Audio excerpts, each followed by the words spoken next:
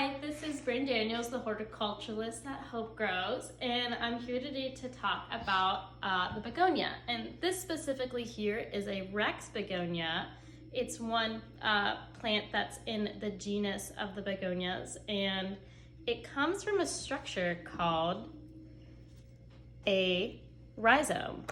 And a rhizome is a modified stem that holds nutrients, and usually it's underground. Some of it's underground. And so the roots form from a piece of this rhizome underground, and then you have a shoot, which produces the stem and the leaf. Those are the structures most of us are familiar with, but that's what the rhizome in this plant looks like. If you think about a rhizome, ginger and turmeric come to mind. So that's an example of, like, at least in culinary speak. So today we're going to propagate or regenerate, grow new plants from this existing plant. And we're able to do that from stems and leaves because of a concept called totipotency, which allows plants, at least in the stems and the leaves, the vegetative part of the plant, to regrow the entire plant. So it regenerates just from that part of the plant. So what we're gonna do is we're gonna take some, I have some pre-moistened, this is seed starting potting mix, but it can also be used for starting cuttings. So what we're going to do is I pre-wet this, and it's wet enough so that it forms a ball, but it's not soaking wet. So that's usually what I use as a measure for that. And so what we're gonna do is we're gonna start with, this is a 4-inch pot. It doesn't need too deep of a structure for the roots. So you take this and you fill it, but you don't fill it all the way to the top, because when I water this, I don't want the soil to spill over.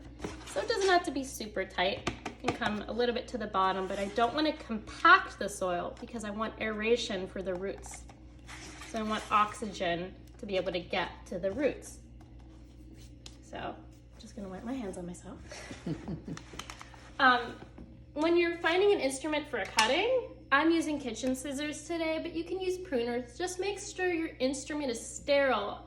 So you can use isopropyl alcohol. I know that these are sterile, but if you're using pruners, you want to make sure you don't have any diseases that you may have worked with other plants transferring to your new cutting. So when I'm picking a stem cutting, so I'm doing a stem and leaf cutting, I want to pick a shoot that's not too old. So if I look at this leaf, it's a little bit older and more fibrous, and I want to start with a younger one.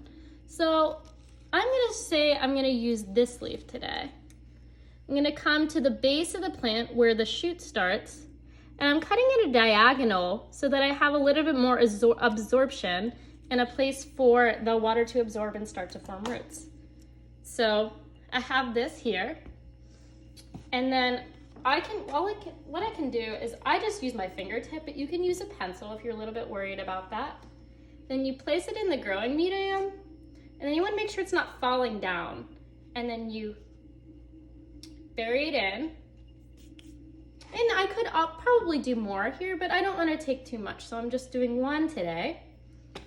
And then, because these plants require bright indirect light and medium to high humidity, I'm creating a greenhouse or a hothouse effect by taking a plastic bag and putting it gently over the covering. And I'm not going to close it all the way shut, but this creates a greenhouse effect. So it's keeping and retaining a little bit more moisture. So you want to put this in bright indirect light, so no direct sunlight, but you can put it on a windowsill. So I'm going to put it on the windowsill, and I just want to water it when the soil dries out. So overwatering is one of the biggest mistakes people make with any form of plant production. So just make sure that the soil stays moist but not too wet where you start to get fungal infections on the plant or rotting.